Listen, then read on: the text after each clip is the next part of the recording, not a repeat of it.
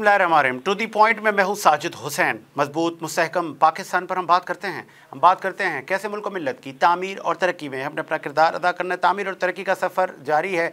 SCO गुजर गई खैरियत से और तमाम सरबराहान अपने अपने वतन पहुँच गए। तो दूसरी जानिब 26वीं कॉन्स्टिट्यूशनल अमेंडमेंट के लिए वफाकी हुकूमत पर तोड़ रही है और वफाकी हुकूमत काफ़ी संजीदा और मुतमईन है और होना भी चाहिए, चूँकि मौलाना फजल रहमान साहब हुकूमत के कोर्ट में आ चुके हैं।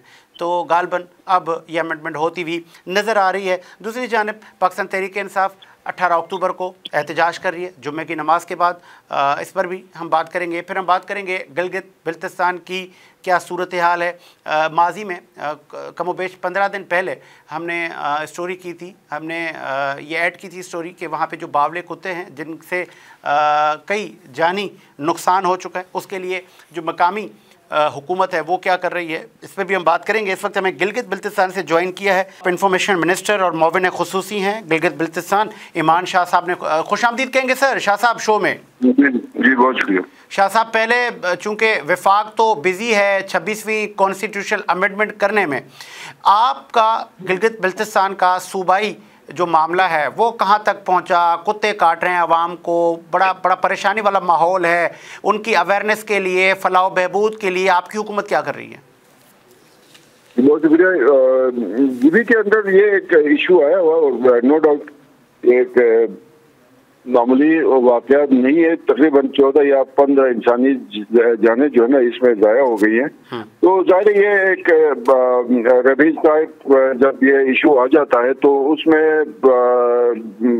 उस पर कंट्रोल करना शुरू में तो हमारे लिए मुश्किल हो रहा था, लेकिन अब अल्हम्दुलिल्लाह सारी चीज़ें कंट्रोल हो गई हैं और मैक्सिमम जो सूबाई हुकूमत इस हवाले से कर सकती थी अपने तमाम एफर्ट्स, चीफ मिनिस्टर की खुसूसी हिदायत थी, उस पर जो है ना वो यहाँ पे मुहिम चलाई गई। सर-ए-दस्त हमारा जो है वो पहला टास्क यही था कि हम इंसानी जानों को बचाएं। तो जाहिर है वो तकलीफदेह सूरत तो हमारे लिए है कि इवन ये जानवरों के ऊपर भी ज्यादती हो रही है, कुत्ता मार मुहिम चल रही है जिसमें हजारों कुत्ते मारे गए। लेकिन जाहिर है जहाँ पे इंसानी जिंदगी का मसला हो वहाँ पे फिर हमें कुछ इस तरह के सख्त इकदाम उठाने पड़े। तो इन जो ना हालिया कोई 8-10 दिनों से जो मुहिम चली है गिलगित शहर के अंदर, चूंकि ज्यादा वाकयात हुए थे वो फिर ग्रेजुअली फैलते गए गजर तक, चिलास तक। तो अब गिलगित शहर में तकरीबन इस पे जो है वो काबू पाया जा चुका है। तो इस पे अब हमारी कोशिश है कि महकमा लाइफ स्टॉक के साथ मिलके कोई ऐसी मुहिम चलाई जाए कि इन कुत्तों को मारने की बजाय एक तो इनकी वैक्सीनेशन हो, जाहिर है वायरल इशू है, कोई बीमारी है, उसकी वैक्सीनेशन हो। दूसरा ये है कि मुस्तकबिल के लिए इसकी कोई ऐसी स्ट्रेटजी तय की जाए कि ये जो कुत्तों का आपको भी पता है कि इनकी जो है वो जो इसको आप कह सकते हैं साल में 2-3 दफा बच्चे देते हैं और वो भी 5-5, 6-6 की तादाद में। तो वो नस्बंदी का भी एक ऑप्शन है, उस पर भी गौर किया जा रहा है। तो ये हंगामी बुनियादों पर ये सारे काम हो रहे हैं। अच्छा, ये भी बताइएगा जो मरहूमीन हैं, जिनके लोग इस फ़ानी दुनिया से चले गए, जिनकी अमवात हुई हैं, उनके लवाहिकीन के लिए कोई मुआवजा, कोई कफ़ालत, कोई हेल्थ कार्ड, कहीं ना कहीं किसी न किसी शोबे में तो आपकी हुकूमत मदद करने चाहिए थी आपको। और मेरे ज़राए बता रहे हैं आप तो वहाँ गए भी नहीं हैं। देखें इसमें अभी जो सूबाई हुकूमत की तरफ से ये जो 14-15 जो अमवात हुई हैं कुत्तों के काटने से, उनके लिए तो कोशिश हमने ये की कि फौरी जो जरूरत थी वो फ्री ऑफ कॉस्ट जो है वैक्सीनेशन 3 हॉस्पिटल्स हमने आइडेंटिफाई किए थे। एक प्रोविंशियल हेडक्वार्टर हॉस्पिटल है, एक यहाँ पे सिटी हॉस्पिटल है, एक शहीद सैफुर्रहमान हॉस्पिटल है। तो उसमें हमें जो बताया गया है कि वो एटलीस्ट जो है ना वो 72 घंटे से पहले अगर वैक्सीनेशन हो जाए तो ज्यादा चांसेस बनते हैं इंसानी जिंदगी बच सकती है। तो वो हमने इसकी अवेयरनेस मुहिम भी दी कि जैसे ही जो है ना खुदा न खास्ता किसी को कुत्ता काट लेता है तो वो फौरी तौर पे जाके इन 3 सेंटर्स के ऊपर अपनी वैक्सीनेशन करवा ले। एक तो ये काम हुआ।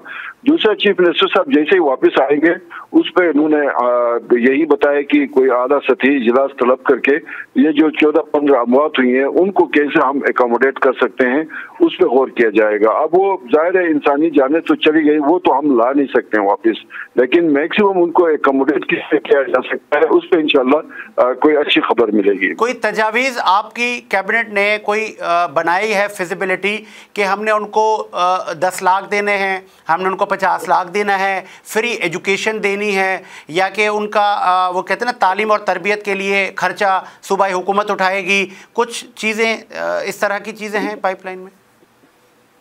जी बिल्कुल इस तरह की चीजें हैं। वो सारी चीजें जो है वो सीएम साहब कोई अपने निजी दौरे पे गए हुए हैं, उनका कोई चेकअप का इशू था, तो वो जैसे ही 21 या 22 तारीख को गिलगित पहुंचेंगे तो वो उसमें जो है वो जो यहाँ पे तजावीज़ है अपने चीफ सेक्रेटरी साहब की तरफ से भी और कैबिनेट मेंबर्स की तरफ से भी जो तजावीज़ है उन सबको बैठ के उनको थोड़ा सा थॉरली देखा जाएगा और उनमें से सबसे बेहतरीन जो सूबाई हुकूमत अपने वसाइल में रहते हुए मैक्सिमम जो भी इनसे हो सकता है वो इंशाल्लाह करेंगे। इस हवाले से आपको जो है सॉरी गिलगित बल्तिस्तान में जिन जो अमवात हुई हैं उनके लवाहिकीन के साथ हम खड़े हैं और तकलीफ दे सूरत हाल है हमें भी।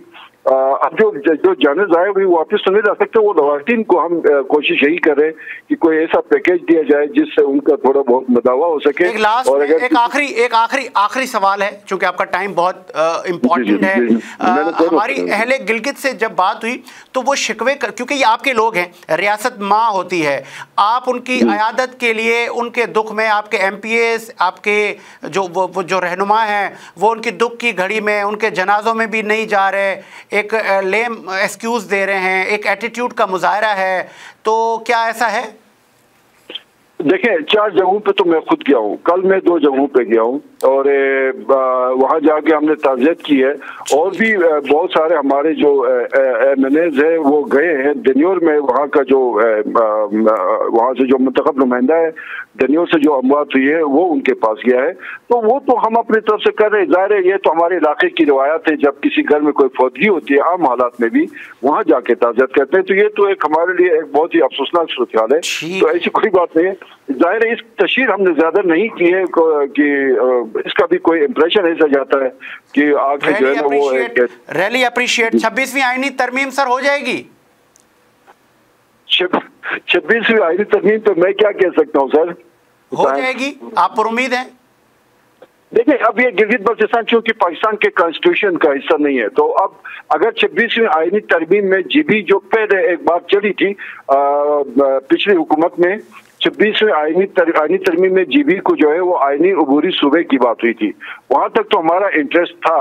अभी अगर पाकिस्तान में जो चारों सूबे और वफाक मिल के अगर पाकिस्तान की बेहतरी के लिए कोई आईनी तरमीम ला रही हैं जिससे पाकिस्तान की तरक्की हो, पाकिस्तान की बेहतरी हो, जिस तरह शंघाई ताउन तंजीम का इजलास पाकिस्तान में हुआ उससे पाकिस्तान का वक़ार पूरी दुनिया में बुलंद हुआ, पाकिस्तान आइसोलेशन में गया था, वो पूरी दुनिया के साथ दोबारा हम कनेक्ट हो गए, तो पाकिस्तान के अंदर जो भी अच्छे काम होंगे पाकिस्तान की बेहतरी के लिए उसमें GB के सारे अवाम पाकिस्तान के साथ खड़े हैं। बहुत शुक्रिया इंफॉर्मेशन मिनिस्टर ईमान शाह, आपने टाइम दिया, बहुत शुक्रिया आपके वक्त का। और बिल्कुल तामीर और तरक्की के सफ़र में न सिर्फ गिलगित बल्तिस्तान की सूबाई हुकूमत, अवाम, हर मकातब फ़िक्र साथ खड़ा है। मुझे प्रोड्यूसर साहब ब्रेक का कह रहे हैं, एक ब्रेक लेते हैं, ब्रेक के बाद हाजिर होते हैं।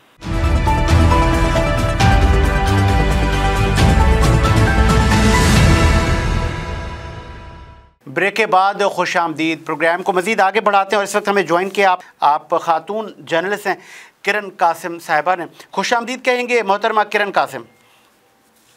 Thank you so much sir, कैसे हैं आप? ठीक हैं? मैं ठीक। मोहतरमा किरण कासिम साहिबा, पहले मुझे बताइएगा, चूँकि आप गिलगित बल्तिस्तान से हमसे रब्ता कर रही हैं, लाइन पर मौजूद हैं, गिलगित बल्तिस्तान में ये बावले कुत्ते तो पता चल रहा है हमें, हम कवर कर रहे हैं, देख भी रहे हैं, जानी नुकसान भी हो रहा है, इस पर भी रोशनी डालें, बताएं इस वक्त की क्या हुकूमती सर्विसेज हैं। दूसरी जानिब ये बावले बिल्ले और बिल्लियाँ भी आ गई हैं क्या मार्केट में आपकी गिलगित में बीबी?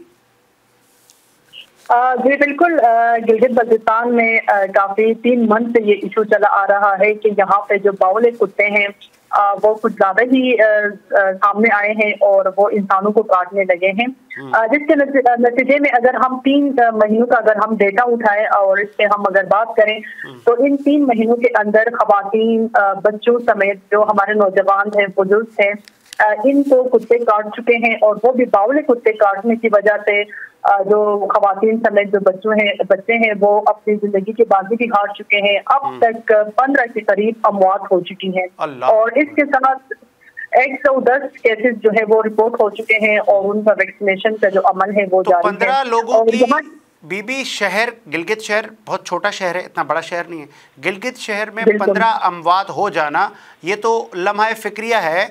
तो जो वहाँ की इंतज़ामी उमूर जिनके हाथ में हैं, जो आपके काउंसलर्स हैं, जो आपके चेयरमैन्स हैं, जो आपके MPAs हैं, उनके गिरेबान को क्यों नहीं पकड़ा जा रहा? सर यहाँ पे अगर मैं बदकिस्मती ही कह लूँ, क्योंकि यहाँ पे इस कुत्ते को जो काटने को इधर इतना सीरियस नहीं लिया जा रहा था। वो समझ रहे थे कि मीडिया में ऐसे ही ये बातें चल रही है और ऐसा कोई केस अभी तक सामने नहीं आया है। मीडिया वैसे ही चीजों को आवाम में खौफ और हरास पैदा करने की कोशिश कर रहे हैं। तो हमारा अलमिया यही है, हम इनिशियल स्टेज में होते हैं और हम जब चीज़ों को हम पब्लिक करते हैं, जब हम अवेयरनेस देने की कोशिश करते हैं, इंतजामिया को हम बताना चाहते हैं या हुकूमत से हम बात करते हैं, तो वो समझते हैं कि ये मीडिया वाले ऐसे ही बोलते हैं और अगर देखा जाए तो ऐसा कुछ भी नहीं है। हमारी बदकिस्मती है और इन्होंने सीरियस से नहीं लिया। जब जाके 15 अमवात हुए फिर जब तब इनको होश आया और फिर उन्होंने यहाँ पे अपना एक किरदार जो इनकी एक जिम्मेदारी बनती थी वो उन्होंने निभाना शुरू किया। क्या ही अच्छा हो किरण, क्या ही अच्छा हो कि आप वो जो मौसूफ हैं, जो अरबाब इख्तियार हैं, उनके नाम ले लें जो आपकी नज़र में नाअहल और निकम्मे हैं। देखिए, हमारे यहाँ पे एक ऐसी हुकूमत है जो किसी सियासी पार्टी से नहीं है, हालांकि एक मखलूत गवर्नमेंट यहाँ पे है जिसमें पाकिस्तान मुस्लिम लीग नून, पाकिस्तान पीपल्स पार्टी, जमीयत उलमा इस्लाम और पाकिस्तान तहरीक इंसाफ का एक फॉरवर्ड ब्लॉक बन गया था जिनकी यहाँ पे हुकूमत है। और बदकिस्मती से ये भी है कि हमारे जो गुजरा है, जो हमारे वोटों से मुंतखब होकर इस वक्त गिलगित बल्तिस्तान असेंबली में मौजूद है, उन्होंने आज तक इस पे कोई स्टेटमेंट जारी नहीं किया है, कोई मीडिया से इन्होंने बात नहीं की है। और इस इलाके में जो गिलगित शेख का जो हल्का है, 3 हल्के यहाँ पे हैं, जिसमें पहले हल्के में अमजद हुसैन एडवोकेट साहब थे, दूसरे हल्के में फतहुल्लाह साहब है और हमारा हल्का नंबर 3 में सैयद सुहेल अब्बास अवाम की नुमाइंदगी कर रहे हैं। लेकिन अभी तक उन्होंने भी अवाम की जानिब या एक उन्होंने ना ही स्टेटमेंट जारी किया है और ना ही इस पे उन्होंने अपना कोई किरदार अदा किया है।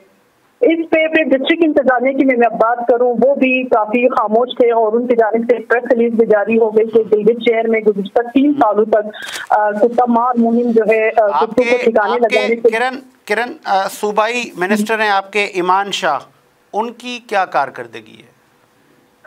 इसमें अगर मिनिस्टर वो माउन खुसूसी है वज़ीर आला के, उनका रोल बहुत अच्छा रहा है। वो आवाम के साथ भी रहे, उसने प्रेस कॉन्फ्रेंस भी किए हैं और आवाम को अवेयरनेस देने की उन्होंने अपने जानिब से भरपूर कोशिश की है। क्योंकि एक सूबाई तर्जुमान है, यानी इंफॉर्मेशन के मिनिस्ट्री उनके पास है, तो उनकी कोशिश रही है कि वो आवाम को अवेयरनेस दे, आवाम को इस हवाले से वो अवेयर करे और हुकूमत क्या इक़दाम उठा रही है। आपको लगता है कि अवेयर करना ही बस मसले का हल है? जो जानी नुकसान हुआ, जानी नुकसान जो हुआ वो तो आप दोबारा जिंदगी तो नहीं ला सकते, लेकिन उनके जो लवाहिकीन हैं, जो उनके घर वाले हैं, जो उनके बच्चे हैं, उनको माली मुआवजा, उनकी कफालत, उनकी नौकरी, उनकी अशिया खुर्दनोश के मामलात, सेहत के मामलात हुकूमत इस हवाले से अब तक कोई इक़दाम नहीं उठाए। यहाँ से अवाम की जानिब से यह मुतालबा सामने आ रहा है कि जो लवाहिकीन है उनको मुआवजा दिया जाए, लेकिन इस हवाले से हुकूमत मुकम्मल तौर पर खामोश है। हुकूमत ने इस पे कोई बात नहीं की है और ना ही इस हवाले से हुकूमती है, जो हमारे जो चीफ मिनिस्टर्स हैं या हमारे जो हेल्थ के मिनिस्टर है, उन्होंने ना ही अभी तक कोई प्रेस कॉन्फ्रेंस की है, ना ही जो जहाँ पे ये अमवात हुई है उनके घर जाके उन्होंने ताज़ियत तक नहीं किया है। तो क्यों ना ही किरण, यहाँ पे सवाल बनता है, वाई ये फिरौनियत क्यों है उनमें, ये गर्दन में सरिया क्यों है? ये तो अवाम के नौकर हैं। बेहिसी है, इनका जमीर मुर्दा हो चुका है, इनको अवाम का कोई ख्याल नहीं है, इनका काम सिर्फ वोट लेना है। वोट के बाद असेंबली में इन्होंने जायज और नाजायज तरीके से अपने जो सियासी एक बैंक बैलेंस बनाना है, चाहे वो जायज तरीके से बने चाहे वो नाजायज तरीके से बने, गरीबों का हक मारना है। क्योंकि ये एक लम्हा प्रक्रिया है कि हमारे अवाम मर रहे हैं, हमारे अवाम का यहाँ पे कोई शान हाल नहीं। और जो वोट लेके अवाम से मुंतखब होकर इस वक्त असेंबली में मौजूद है, बारी तनख्वाहें हैं, मराहत ले रहे हैं, लेकिन अब तक इन्होंने कोई इजहार नहीं किया। अवाम में मोहतरमा, मेरा आखिरी सवाल है, क्या अवाम में अवेयरनेस की आपने बात की, क्या अवाम में ये अवेयरनेस नहीं है कि दोबारा जब ये वोट लेने आए हैं तो इनको हार पहना के इनका इस्तकबाल करती है यही गरीब अवाम? तो हार तो जूतों के भी होते हैं। बिल्कुल, लेकिन हमारे गिलगित बल्तिस्तान के अवाम बड़े तहजीब वाले हैं और महजिब माशरा है हमारा। लेकिन अभी अवाम में शऊर आ चुका है, वो समझ चुके हैं कि जब इनको मुश्किल वक्त आता है तो इनके साथ कौन खड़े होते हैं, इनका मुश्किल के हल के लिए कौन इनके सामने आके इनका साथ देते हैं। अब अवाम भी समझ चुके हैं। इंशाअल्लाह आने वाले इंतखाबात में जो 2025 के एंड में इंतखाबात होंगे गिलगित बल्तिस्तान में, जनरल इलेक्शन, तब अवाम ऐसे नुमाइंदों का जरूर इंतखाब करेगी जो उनके साथ होंगे, उनके दुख दर्द में वो शरीक होंगे। अब ये शऊर आ चुका है सोशल मीडिया के जरिए भी। अब अवाम को पता चल चुका है कि जिनको हम वोट लेके असेंबली भिजवाते हैं, जो अवामी मसाइल हल करने के लिए किरदार अदा करें, लेकिन वो अवामी मसाइल को पस पूछ डालकर अपना मुफादात के लिए, अपनी कॉन्स्टिट्यूंसी के लिए, अपने हल्के के लिए ये बजट मंजूर करवाते हैं कि हम इंफ्रास्ट्रक्चर दुरुस्त करेंगे। वो बजट इनके बड़े बड़े पेट में चला जाता है, वो आवाम में नहीं जाता।